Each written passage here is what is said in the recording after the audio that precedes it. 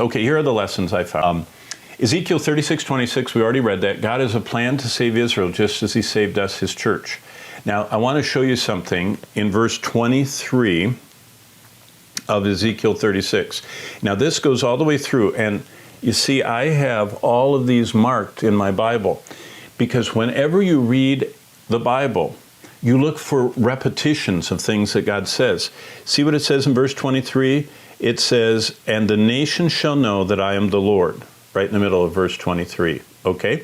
Then, look in verse 36 of Ezekiel 36:36. Then the nations which are left all around you shall know that I am the Lord. Now, I have written in my Bible, right by verse 36, that's the 50th time that phrase occurs in Ezekiel. Look at verse 36. And the nations which are left all around you shall know that I, the Lord. This whole repeated phrase, know that I'm the Lord, know that I'm the Lord, goes all the way through the book of Ezekiel. Verse 23, verse 36, verse 38, the 50th, the 51st. That's one of the amazing ways that we can see the theme of a book. The purpose of this is that everybody that sees God's hand at work in prophecy, in guiding and transforming people like you and me, will know that he's the Lord. See, that's something we're supposed to do. Our life is supposed to point at people so they know who really is doing what's in our lives. It's the Lord. It's the Lord that saved me, that changed me, that gives me joy, that gives me the desire to be in his word. See, that's part of the way that we reaffirm the reality of our salvation. We hunger for the Word of God, and when we eat the Word of God, it's the joy and rejoicing of our heart. Next thing I found, now let's go to 37. Now we're really in the passage we're supposed to be studying. In the first 6 verses, it's God promising to regather Israel. And I wrote, God can bring life to dry and dead bones. Now you notice in verse 11, that hope was lost. It says, our bones are dry, our hope is lost, and we are cut off. So it's the idea that Israel they were going off into captivity. Ezekiel was writing this, and he's saying, you're going to be for centuries laying desolate. And we'll talk about that a little bit later. Then God brings them back into the land, starting in verse 7 to 14. And I love in verse 12, therefore prophesy and say to them, thus says the Lord your God, behold my people, I will open your graves and cause you to come up from your graves and bring you into the land of Israel. Have you ever thought about what that means? Did you know that during the liberation of the death camps, Auschwitz, Dachau, Treblinka, I actually wrote those in the bottom margin of my Bible, that the American soldiers, the Allied soldiers that went into those death camps, thought all those people were dead. They just looked like skeletons laying all over the place. And as they walked in, there were groans and fluttering eyes, and they even found some that had been thrown into trenches that were going to be buried. And literally, part of the return of Israel to the land, part of it is being fulfilled by the liberation of those death camps. And those Jews, once they got out of those death camps, do you know the only thing they wanted to do? They wanted to go to Israel. And we'll talk about that. But God promised to bring them back even out of the grave, like the death camps. Verse 12, God promised to bring Israel back from being buried hopelessly among the nations. Verse 21 says that. They were scattered all over the place. In fact, today, if you go to Israel, it's one of my favorite places. I tell Bonnie all the time, I would move there if I could afford to live there, but you know what I mean. It's just a favorite place. Did you know how many different languages are spoken in Israel, modern day country of Israel? 100 different languages. The Jews living in Israel have come there from 100 different countries around the world. Unbelievable. In chapter 37, 6, 13, and 14, God does amazing things. Look at, so we can know that he is the Lord. That's the 52nd, 53rd, and 54th time that phrase, know that I'm the Lord, is repeated in Ezekiel. Next, in verse 14, God wants to give back to Israel the promised land. Abraham, do you remember when we were looking at the timeline? He was born in 2166, and the Lord called him home. He died in 1991 BC. He was promised this land in Genesis 15. It was given in Exodus, Numbers, and Deuteronomy and Joshua to the children of Israel during the Exodus and through the conquest. It was lost to Babylon, who came in 605. That's when Daniel went. 597, that's when Ezekiel went. And then 586, that's when the whole the whole city was destroyed. And to Assyria, when they came. And so the land was overrun and the people were hauled off. The seventh thing I found is, in verse 15, God prepares them for his future millennial kingdom. Look at verse 15 of chapter 37.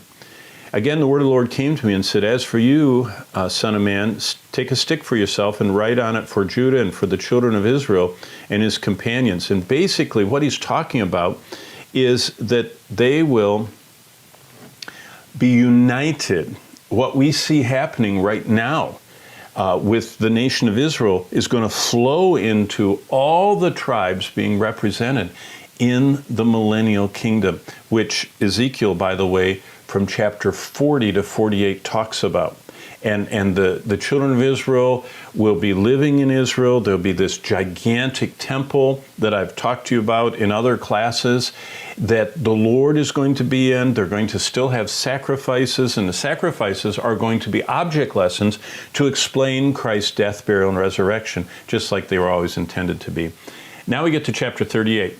God raises up Israel's enemies, as I've told you before, and we'll talk about why I think it's Russia, the Islamic nations, Iran is actually named, to march against his chosen people. Israel's enemies are listed as Persia, that's modern-day Iran, Ethiopia, as in modern-day Ethiopia, Libya or Put, plus the northern armies of Russia. And they come, it says in verses 7 to 17, like a cloud. See what it says starting in verse 7. Prepare yourselves and be ready. You and all your companions are gathered about you. In many days you'll be visited, verse 8.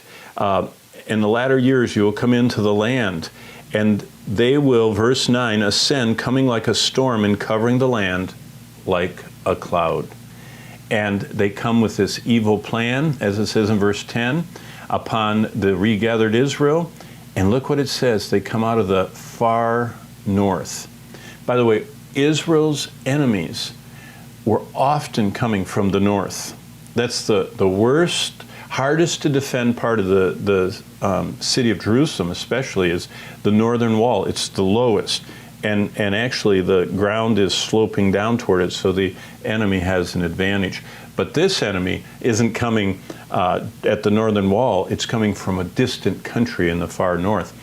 The 11th item I put in my journal, God defeats those armies in chapter 38, 18 to 23. And the people from the far north are defeated completely. It's interesting, I also was reading in the authorized version, that's the King James. And the King James translators bring out a little Hebrew word that is called the sixth part. In the sacrifices, there's a sacrifice called the sixth part of a hin. It's a liquid measurement that's used in the temple, and they see that Hebrew word there, and what they translate as that the sixth part survives, so 5/6, or like 80-some% of the armies that march against Israel are destroyed. And I'm going to talk to you about this because many people say this is Armageddon, and I'm going to show you on a chart. I say, yeah, it could be Armageddon. But what's interesting is that 5/6 of the army are not destroyed at Armageddon. All of it is destroyed. Revelation 19 says every soldier instantly is killed. Zechariah 12 says every soldier is dissolved by the Lord. That's why throughout Bible scholar writings, I have over 120 different commentaries on the books of prophecy, on Revelation and the minor prophets in Ezekiel, you'll find about half of them say that this is Armageddon, and you'll find, amazingly, the other half say, but there are things that are not the same, like this, 5, 6 destroyed. But the Lord is in charge. So I'll show you that on a chart in just a second. So this may imply that over 80% of the armies of Russia and Iran are destroyed. Again, the purpose is to know that I am the Lord. 57, 58, 59, and 60 are in verses 6, 7, 22, and 28. God wants to be known.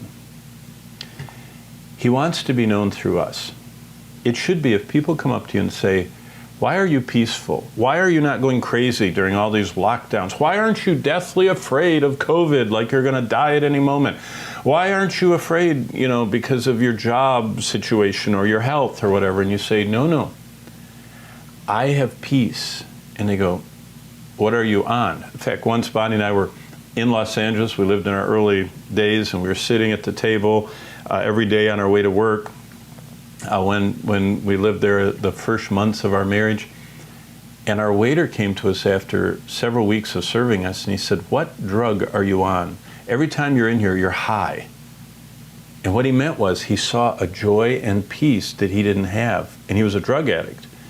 And his only came during his euphoria, but it went away so quickly, and he saw a lasting joy and peace.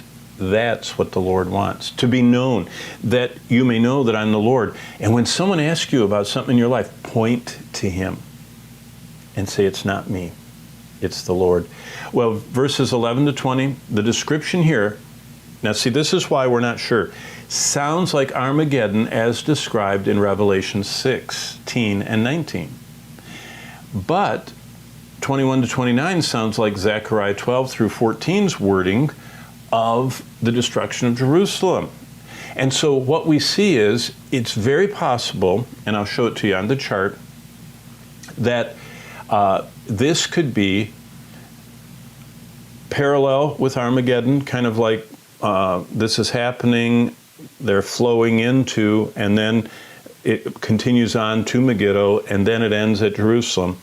Or, and this is what's interesting, this could happen early on at the beginning of the tribulation, and it could be how Israel even gets a temple, that God actually intervenes for them, and that's when Israel, weakened by this war, comes to the Antichrist for aid, and he lets them build the temple. But I'll show you that in the chart.